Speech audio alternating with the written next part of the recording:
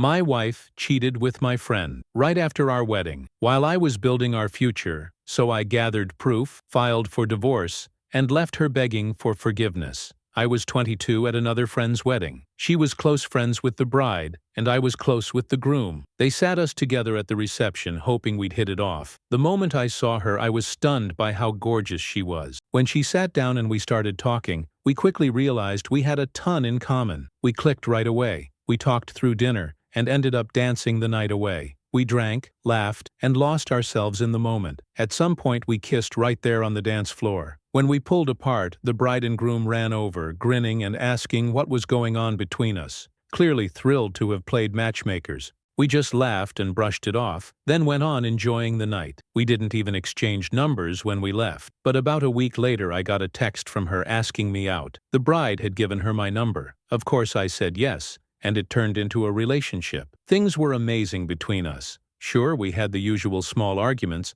but nothing major. It was solid. About 2 years into dating, I proposed. Less than a year later, we were married. We'd only been married a little over a year when everything started to unravel. Right before our first anniversary, I started noticing changes. She guarded her phone like it held state secrets. Girls' nights became more and more frequent. Our sex life nearly disappeared. I brought it up several times, but she always brushed me off, saying I was being insecure. She made me feel like my concerns didn't matter. The more she dismissed me, the more emotionally distant I became. I stopped kissing her goodbye when I left for work. Unless something important came up, we barely spoke. One night while she was sleeping, I grabbed her phone and laptop. I went through her texts, emails, and messaging apps, but found nothing. Then I remembered a story I'd read online and decided to check her car. I grabbed her keys and found a second phone. In that moment I knew. Still, I wanted full proof. I didn't want her to have the chance to claim it was a one-time mistake or some other excuse.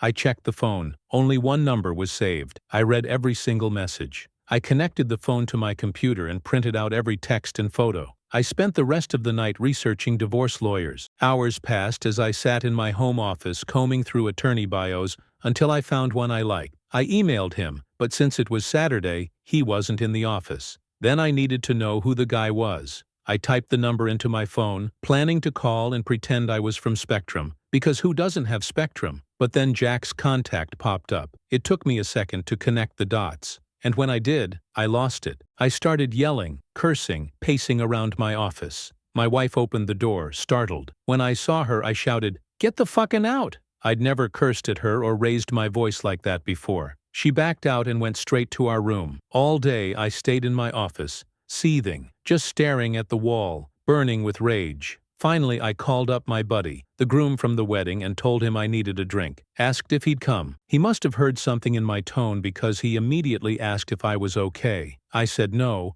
I really needed a drink. Without another word, I grabbed the printouts and headed to the bar. I got there first and ordered 4 shots of Jack and a beer. I was finishing the last shot when my friend, let's call him Ted, arrived and asked what was going on. I didn't sugarcoat it. Mia's cheating. He looked stunned and gave me that look of sympathy no one ever wants to see. Then I asked if he wanted to know who it was with. I told him it was Jack. Ted looked furious. He was the one who introduced me to Jack. All he could do was shake his head and say, "I'm sorry," again and again. Jack and I weren't best friends or anything. We didn't hang out one-on-one, but we were always friendly at group events. I told Ted not to say anything to anyone. I hadn't even spoken to Mia or the lawyer yet. I asked him not to tell his wife either. If she asked what was wrong with me, I told Ted to say I was just having problems at work. He agreed. We drank and talked most of the night. I didn't head home until around 3 a.m. That's when I finally looked at my phone for the first time since calling Ted. I saw several missed calls and a bunch of texts from Mia asking where I was,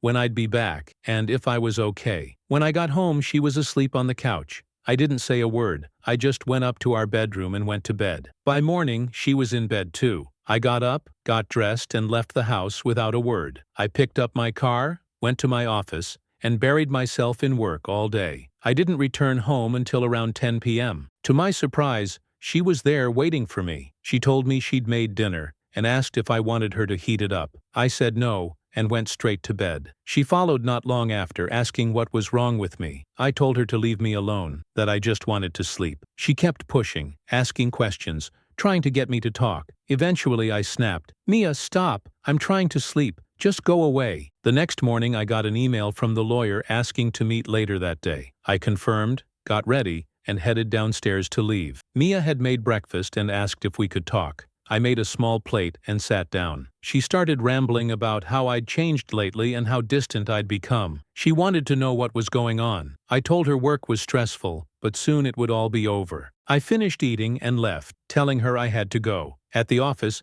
I counted the minutes until it was time to meet with the lawyer. Before heading out, I told my assistant I was going to lunch with a client. Mia would occasionally call my work, and I didn't want to raise suspicion. The meeting with the lawyer went well. I handed him all the evidence I had collected. He looked it over and said, "I'm sorry you're going through this, but I'm glad you gathered all this. You see, we live in an at-fault state, so your wife won't be entitled to most of your money." I admitted I hadn't even thought of that. I just knew I wanted a divorce as fast as possible. He asked to keep the evidence, but I told him I'd prefer he only make copies since I hadn't confronted Mia yet. I didn't want to give her a chance to lie or make excuses. He agreed and had his assistant handle the copies. I asked how long before she'd be served. He told me about 2 weeks. I thanked him and left, ready to finally confront her. When I got home, Mia wasn't there. I called her, no answer. Called again, still nothing, so I sent a text. "I don't give a fuck if you're riding Jack right now. Get home. We need to talk." Not even a minute later she called asking what I was talking about. All I said was,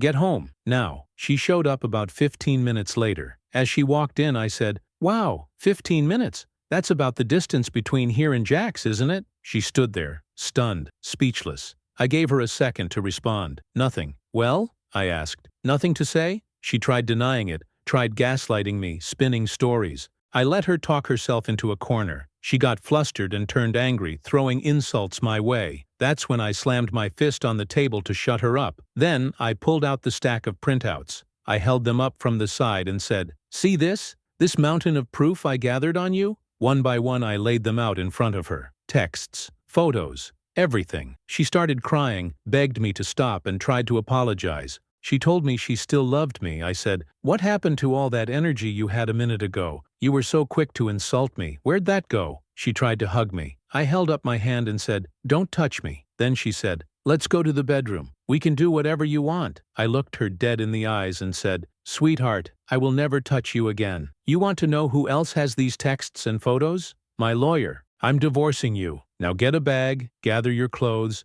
and get the fuck out of my house." That was 3 days ago. I haven't heard from her since. Sorry for how long this is, and if there are any spelling errors. I'm just wondering if anyone here has been through something similar. What can I expect from here? Thanks for reading. After I posted you all gave me a ton of advice, and I followed most of it. This morning, I decided to do some damage control and start getting my life in order. First, I scheduled an appointment with my doctor to get tested for STDs. That appointment's in 2 days. Then I started reaching out to the people closest to me, my dad and a few close friends. They've all been incredibly supportive, offering advice and asking if I need anything. But honestly, I've got this under control, so I told them I was good. Next, I contacted her family. I sent a message to her parents thanking them for welcoming me into their lives and saying I appreciated all they'd done for me. I also let them know Mia and I were getting divorced and that I'd miss them, though truthfully, I won't. They were overbearing. Good people, yes,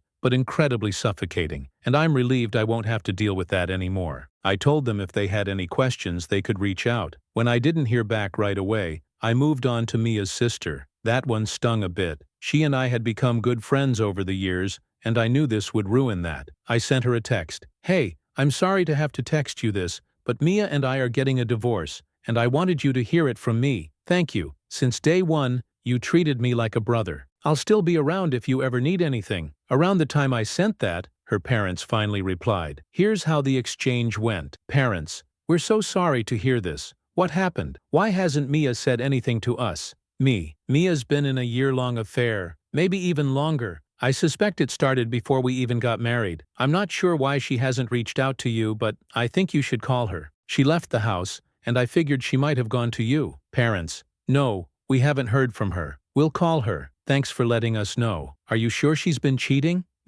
I'm positive. I found the messages. Parents, we're so sorry she did that. We'll try to get in touch with her. After dealing with her family, I reached out to Jack's fiancée. I can't remember if I mentioned in the first post that he's engaged, but some of you brought it up in the comments. I was expecting this to be tricky, like maybe Mia and Jack had cooked up some plan or already warned her, but either they didn't bother, or they're just complete idiots. Around 2 p.m., I texted her and asked if we could meet for coffee or something. By 2:05, she agreed and told me to meet her at some hipster coffee shop across from her office at 2:30. I got there first, ordered what turned out to be a terrible cup of coffee, and waited. She walked in, ordered hers, and joined me at the table. I didn't waste time. "There's no easy way to say this," I told her, "so I'm just going to come out with it. Jack's been cheating on you with my wife. It's been going on for over a year." She was visibly shaken. I told her I'd only just found out a few days ago. I said I knew I should have told her sooner, but I was drowning in my own mess and trying to get the divorce started. She asked how I found out, so I walked her through everything from the first post. Then I asked if she wanted to see the evidence and pulled out the binder. She flipped through the texts and photos in silence, then quietly started crying. I told her she could keep the binder. I'd made extra copies in case she wanted to confront Jack or catch him in a lie. She thanked me, stood up, and I said if she needed anything, she could reach out. She nodded and walked away, looking completely crushed. I know a lot of you told me to stay sober, keep my head clear, and stay level, but right now, my world just fell apart. I've decided to take this week for myself, sit on the back porch, drink, smoke cigars, and blast music. After that, I'll pick myself up and get back to my normal routine. On a positive note, I've already packed up most of Mia's things. Clothes, jewelry, all of it. I even threw in our wedding album and every photo with her face in it. When she comes back for her stuff, I don't want her in this house a second longer than necessary. And before anyone asks, no, I didn't ruin her clothes. Other than a few picture frames were tossed in, but nothing's broken. At this point, I've told everyone who needed to know. My doctor's appointment is booked, my lawyer is working hard to get me out of this mess,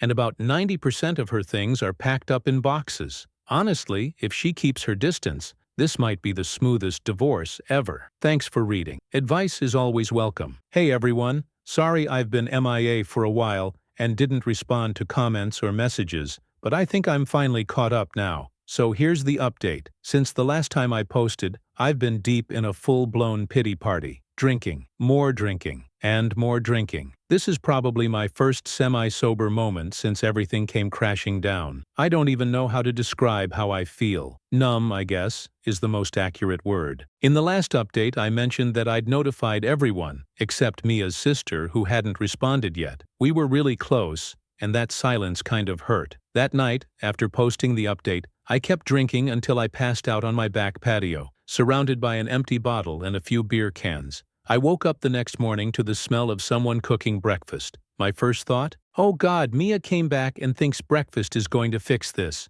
I jumped out of my chair ready to go off on her, but to my surprise, it wasn't Mia, it was her sister Emma. I froze. Took a second to calm myself down. As soon as Emma saw I was awake, she ran over and hugged me. She didn't say a word, just grabbed my hand, led me to the table, and put a plate of food in front of me. As I ate, she apologized. She explained that Mia had shown up at her place and told her we were having problems and everything would be fine in a few days. When I texted her saying we were divorcing, Emma had asked Mia, "Why is he divorcing you?" That's when Mia broke down and confessed. I scoffed. There's no way she told you everything, so I laid it all out, every single detail. Emma said Mia claimed it was a one-time thing and that I was blowing it way out of proportion. I looked her in the eye and told her I had zero plans of ever getting back with Mia, and if that's why she was here, she was wasting her time. I told her if she's still in contact with Mia, she should let her know she needs to get a lawyer. Emma just laughed. She said she wasn't there for Mia, she was there for me. Of course she cared about her sister, but she also considered me a friend and wasn't going to abandon me, especially when I'd done nothing wrong. I stood up, walked to her side of the table and hugged her. I'd been so afraid that all this garbage would wreck our friendship. Hearing her say that she was still here for me, it meant more than I can explain. Emma stayed with me for 2 days, sleeping in the guest room. She left this morning while I was getting ready to head to my cabin. I owned the cabin before I got married, so Mia has no claim to it. I was packing up my hunting and fishing gear when Emma asked if she could come with me. As much as I appreciated her support, I told her it'd be better if she checked in on her sister. She agreed, gave me a hug, and left. I'm honestly so grateful to Emma for being there. And before anyone says anything, no, she's not into me. She's only 20, and that's way too young for me. It's just a solid friendship. Oh, and I nearly forgot. I went to the doctor for my STD test. Results should be in on Monday. I've also reached out to Jack's fiancée a few times just to check on her. She says she's doing okay but seems lost. She told me she doesn't know what to do. I let her know that if she ever needs to vent or talk next week, I'm around. Happy to listen. To all of you, thank you for reading, for reaching out, for the support, for the kind words. You've been a bright spot in what's been an incredibly dark time. If you're going through something similar, all I can say is, keep your head down and focus. Whether you're aiming for divorce or reconciliation, set your goals, one at a time. For me it was, lawyer, doctor, inform the people closest to me, keep it off social media, and make space for yourself to process everything. Thanks again. And sorry these updates are always so long. In my last post I mentioned Emma came to stay with me for a few days. She left when I headed to my cabin for a hunting trip. Good news, I got a buck, a nice fat 8-pointer, and I got him on the first day out. That freed up the rest of my time to go fishing. I only caught 2, but they were a decent size. I cooked one for dinner and butchered the other for later. The rest of my cabin stay was spent cleaning the deer and enjoying nature. Other than a drink or two each day, I stayed sober, just like I promised. The heavy drinking was reserved for last week. Now, on to the last few days. I got a call from my doctor. All clear, no STDs. Not a huge shock, considering Mia and I hadn't been intimate in months, but still, it's good to be sure. I reached out to Jack's fiancée again, though I didn't hear back for a while. She eventually replied, telling me she's staying with her family. She didn't share too many details, but the fact that she's there tells me things with Jack aren't going well. At least she's safe, surrounded by support. I told her if there's anything I could do, all she had to do was reach out. She asked if we could meet for coffee the next day. Of course I agreed. We met at the same hipster coffee shop, the one with the terrible coffee, and ended up talking for nearly 2 hours. She asked about everything that happened between Mia and me, what steps I was taking, and whether I was considering divorce or reconciliation. I told her, for me, cheating is the end, period. The level of selfishness and disrespect it takes to betray someone like that,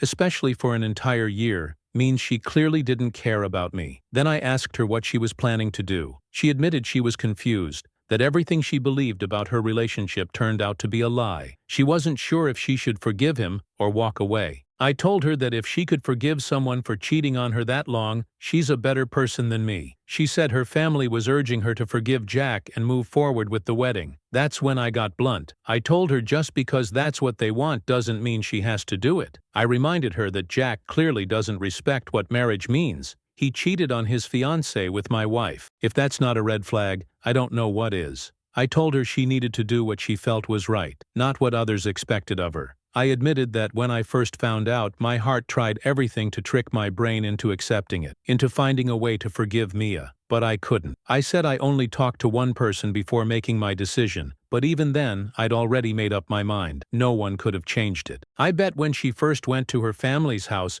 she already had a pretty good idea of what she was going to do, but then she let too many voices in, too many opinions. I told her the brain and heart lie, but the gut doesn't. If her gut is telling her something's off, 9 out of 10 times, it's probably right. She thanked me shortly after that, and we went our separate ways. The next day I got a message from my lawyer. Mia had officially been served, at work. I thanked him for moving so quickly and getting everything done in record time. Not long after, Emma called. She told me Mia hadn't left her room all day. She was sobbing in bed. I told her Mia was served and was probably starting to realize just how badly she messed up. Emma asked how my cabin trip went and whether I caught anything. I told her all about it, and we chatted for a bit before hanging up. After that, I spent the evening mentally preparing myself and the house for whatever explosion might come next. I figured now that Mia had been served, her reaction was inevitable. So now I'm just waiting, patiently, biding my time. I've even got some Advil ready, just in case.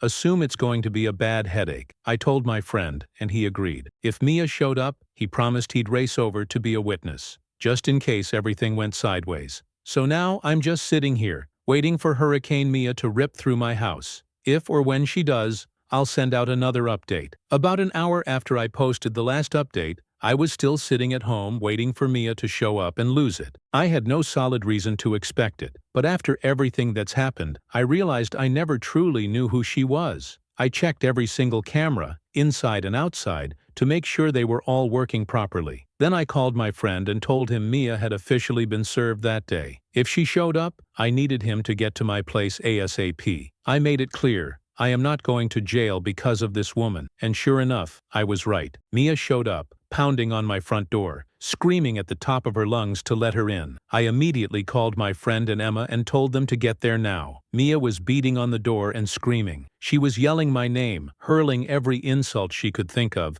and crying about how I could be so heartless. She wasn't wrong. I was heartless at that moment. Because while she was sobbing and slamming her fists against the door, all I could do was laugh. Then it hit me. Why didn't she just use her key? As far as I knew, she still had it. My friend pulled up while Mia was still going off. He stayed in his truck but started recording everything on his phone. Unfortunately, he brought his wife, who also happens to be Mia's friend. She got out and tried to calm Mia down. She walked up to her, gently put her arms around her, and tried to talk sense into her. Big mistake. Mia slapped her across the face and screamed at her to mind her own business. That's when my friend, who caught the entire thing on video, called the police. Mia kept screaming and cursing until the cops arrived. The second they showed up, she turned into the victim. One of the officers approached her, and she immediately started crying, saying I had hit her and thrown her out of the house. Meanwhile, my friend and his wife told the other officer what really happened, that Mia had been banging on the door and yelling the whole time. But even with their statements,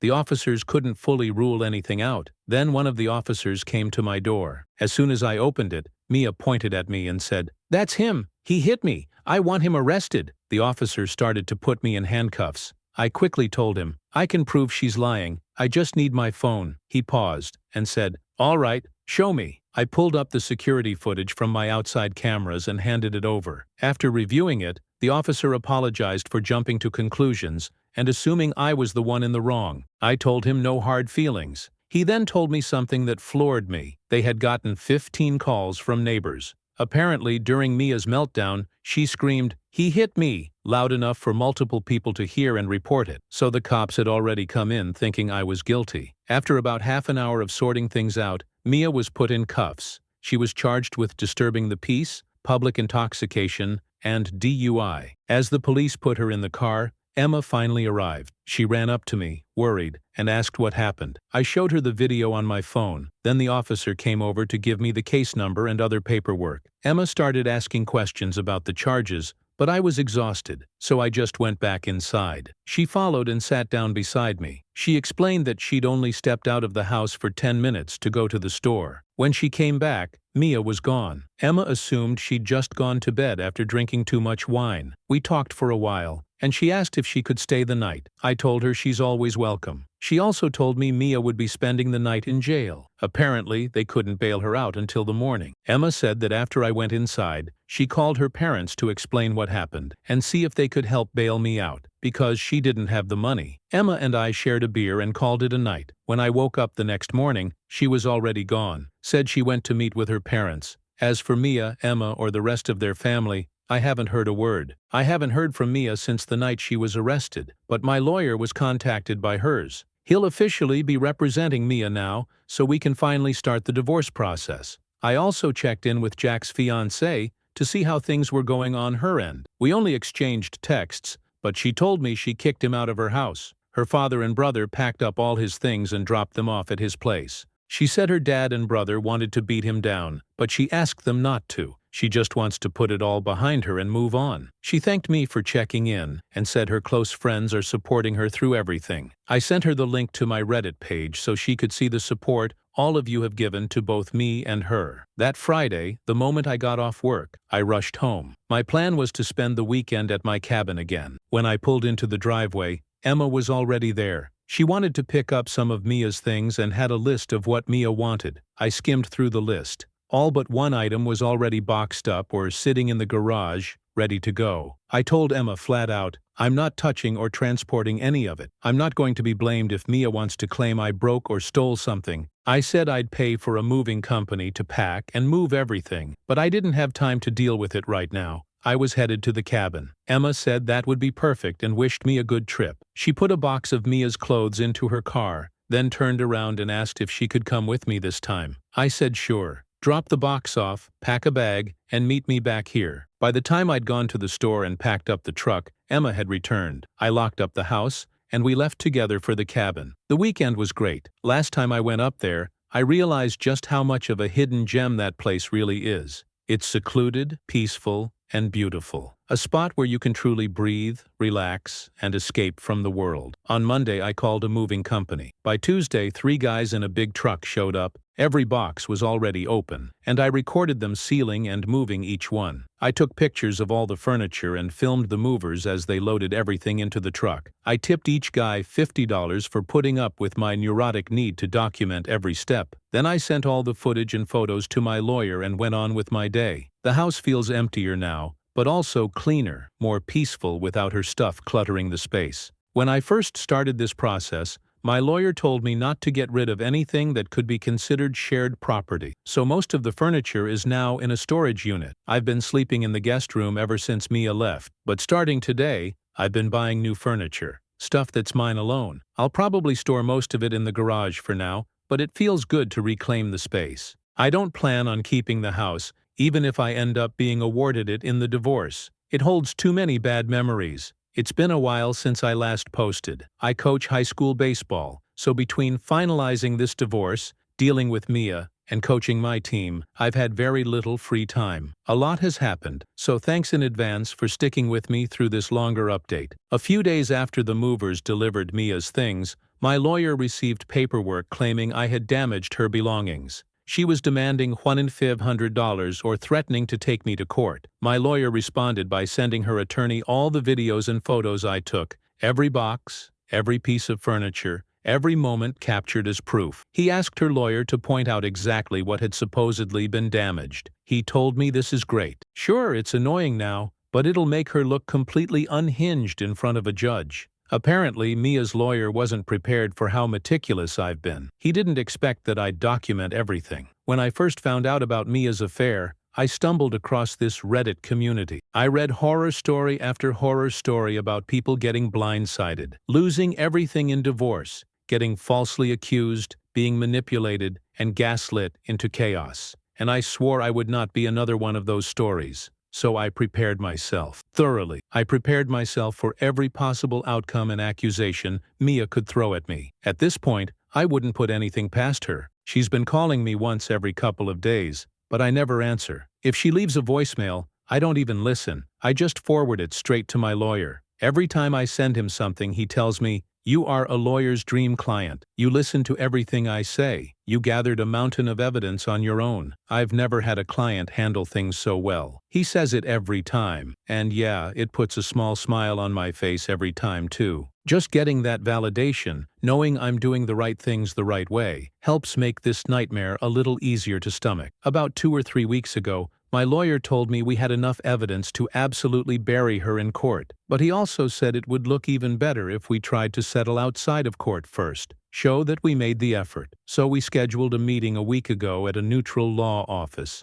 Before we walked in, my lawyer gave me clear instructions. No matter what she says, do not react. Everything in that room will be recorded and potentially read by a judge if this ends up going to trial. When we arrived that morning, Mia was already there, sitting with her lawyer. The lawyers greeted one another, but Mia and I didn't speak. We just sat there in silence, waiting. Her lawyer asked, "What are you offering?" My lawyer chuckled and said, "With the mountain of evidence we have, infidelity, abusive texts, threatening behavior, public intoxication, the only thing we'll offer is half the proceeds from the sale of the house and half the savings account." He added, "That's already more than any judge would grant. Basically, you'll leave with what you came into the marriage with, and nothing more." Then he turned and looked Mia dead in the eyes and said, "If this goes to court, I will make you read every message aloud. I will display every photo for the courtroom to see and have you describe in detail what you were doing in each one. Then I'll bring up your criminal charges and play the video of your arrest for everyone in court." He didn't raise his voice. He didn't have to. Mia broke. She started tearing up, looked at me and asked, "Isn't there anything I can do to make this right?" I answered calmly, "You were cheating on me before our wedding. I can prove at least a few weeks before, but I know it was longer. There is absolutely nothing you can say or do to undo that. Sign the papers. It's already more than you deserve. I want this over with," she sobbed, loudly, for a full 15 minutes. Then she excused herself to the bathroom. When she came back, still crying, she signed the divorce papers and walked out without another word. So now, in about a month, everything will be finalized. Once that's done, all that's left is to sell the house. I want to thank all of you for reading, supporting, and giving me advice throughout this whole ordeal. I don't expect anything else to happen, but if it does, I'll be back. Otherwise, this will probably be my last post. If what happened to me helped even one person avoid going through the same hell, then it was worth sharing. Thank you again.